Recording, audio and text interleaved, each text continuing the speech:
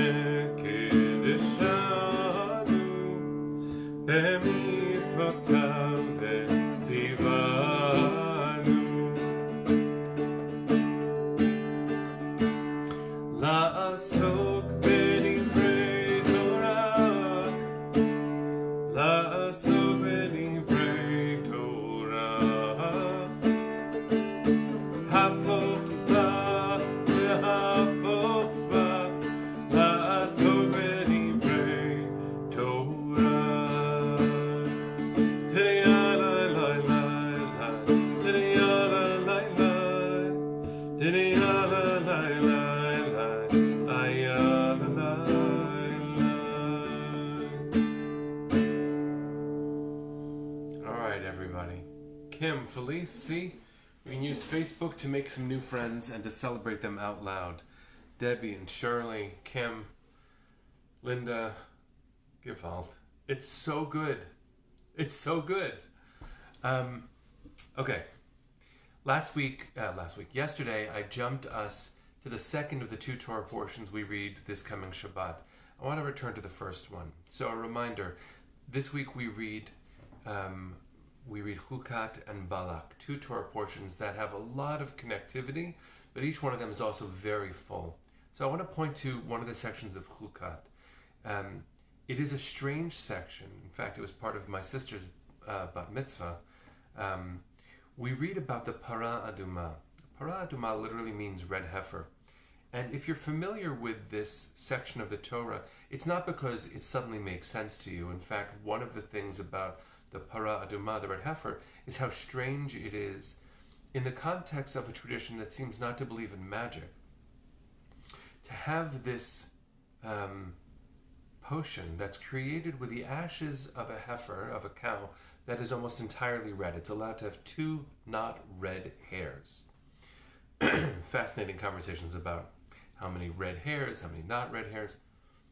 But why do you need this potion where the red heifer is offered as a sacrifice and then the ashes are mixed with a certain kind of water? You need it because the Torah is concerned specifically with, in Hebrew it's called tum'ah. It's mistranslated all over the place. In the King James Bible, tum'ah is mistranslated as uncleanliness or impurity. And tum'ah literally means when you're in a state, in a spiritual state where you don't connect. So disconnect might be a better way of translating the word tum'ah. Between people who love each other, physical contact is moderated, restricted during days of tum'ah, usually based on either a menstrual cycle or an accidental emission from a man. The Torah is very, very concerned with bodily fluids and how that influences our ability to connect.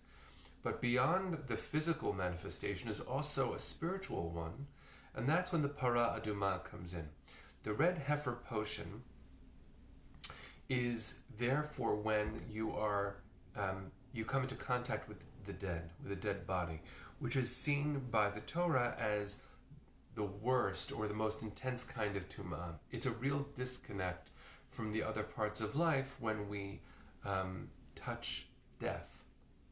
Now, some of us have served in the holiest of ways in the Jewish community, which is to take care of each other when we die. That's literally called chesed shel emet, an act of true love. We do it for someone who has died, knowing they can never obviously repay us. And the chesed shel emet traditions are about how we prepare someone for burial. There are loving, incredible, delicate, and tender ways that we prepare someone to be buried. And when we tend to the burial itself, that's called chesed shel emet, an act of true love.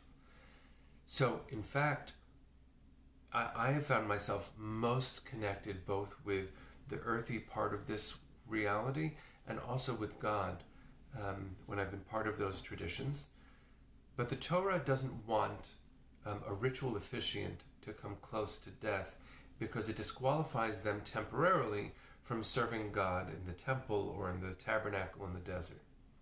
So, the way that a Kohen, a priest who has become contaminated, although that's the wrong word, who's become disconnected through contact with the dead, can return to connectivity. I guess these words mean a lot to us today. Is by having the potion with the red heifer ashes in it sprinkled on them. And after a time, after the sprinkling, that Kohen, that priest, can return to the work. Here's what's really interesting about that. The one who it's sprinkled upon then transcends the disconnect and can continue with their work, their service. But the one who does the sprinkling, they, through the act, are temporarily disconnected, which means they contract the thing that separated this person, that put them into isolation. And I think the way that this touches our lives should be clear. When we connect to the parts of the world that are disconnected or that have come into contact with the dead, we ourselves are made more vulnerable, both emotionally, spiritually. I think about those on the forefront of the fight to save lives. And here in New York, at least in my protected bubble, I don't feel it as viscerally, but my cousin, who's barely taken a day off since the beginning of the pandemic, certainly does. Putting yourself into a place of vulnerability so that you can help someone come out of their vulnerability. That's the work in the ancient world of the priest, but the priest in the ancient world was there as a communal healer. The reason why we offered the sacrifices was for the sake of the health of our community. We believed in the ancient world, and we certainly still do, that to be of service, to sacrifice something of self for the greater good is incredibly noble. To put yourself in a place of vulnerability for the sake of someone else who is vulnerable. Let me say it in another way. To recognize that only by reducing my privilege can I truly be of service to someone who is suffering and who isn't yet in a position of privilege. Only by giving some of it away can I actually achieve something better for someone else? All of us are in the position right now where by giving, we are truly being of service. When you give, there is a sense of joy, I hope, but there is also a sense of vulnerability. Will I have enough if I give something to you? Will my health be protected if I tend to your health? These are real questions, and in the ancient world, the practice of the red heifer is so interesting. The Torah's focus on it. It's a chok. It falls in the Torah portion called Chukat, and that means law. But chok is a specific kind of law. It's a law that doesn't have any rationality to it. It's a law that is truly mysterious. This is a very important concept for us because sometimes things don't make sense, and yet the practice shows us the way forward. Kashrut, for instance, is understood by so many as a practice of mindfulness. Is it the natural conclusion I have that I would eat this and not eat that? No. But being thoughtful in advance and by being disciplined so that I can channel my impulses for the sake of a better world. These are universal goals tended to by very particular practices. Well, that is what the Para Aduma is. It is a very strange, particular practice which is all about the common good. By the priest putting themselves in a vulnerable position to tend to another priest so that they can continue connecting and doing their work, that's the model for us all. So the question I want to ask you, and I want to ask me, and I want us to ask really, really honestly of each other, what are you willing to give up for the sake of someone else? It is the most minor of expectations in our world that you'll wear a mask to take care of someone else. It's very simple. That is a small act of sacrifice, the bare minimum of what we should expect of each other right now, to save each other's lives by simply putting on a mask. How will you help this world come to that awareness that sacrifice is actually just as important as rights?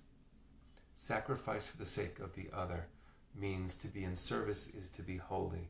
It is to be noble. It is to be connected.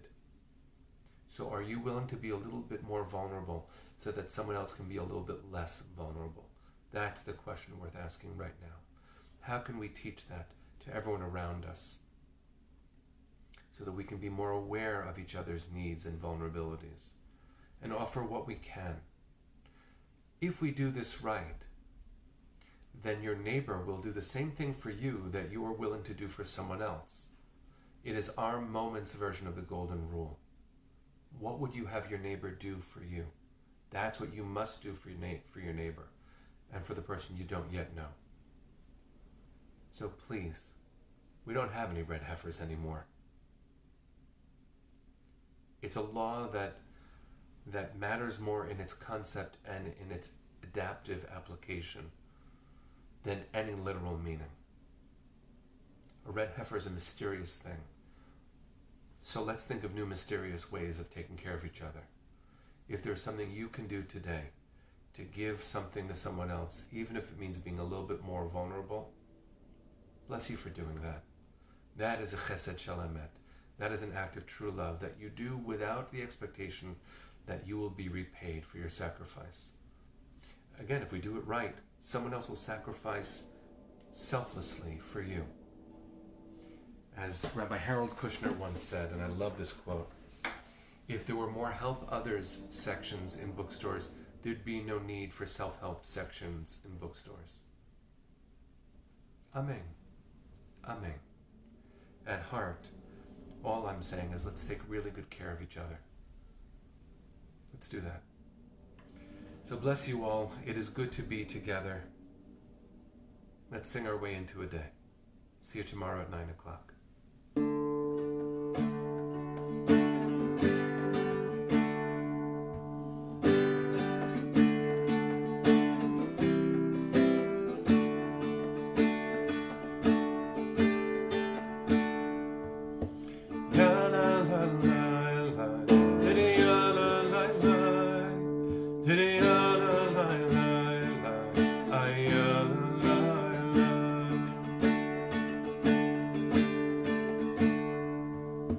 Ya la la la la. Diddy ya la la la.